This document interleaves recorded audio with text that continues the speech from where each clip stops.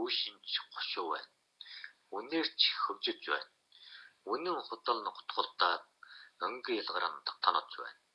Байгаль орчноо сайжруулах гээд байршлын үжиж нүүлгсэн гин барьсан насар тун суусан нарад нь бахаралцах хэмжээнд нь хүрсэн юм гэлээ.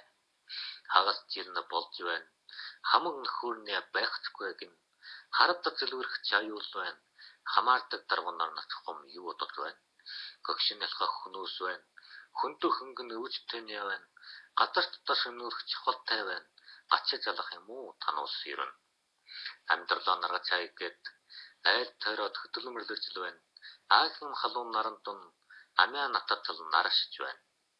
Баяр дурсгалын нэвтэрч гисэн бадарч юм шиг тэнэж байна.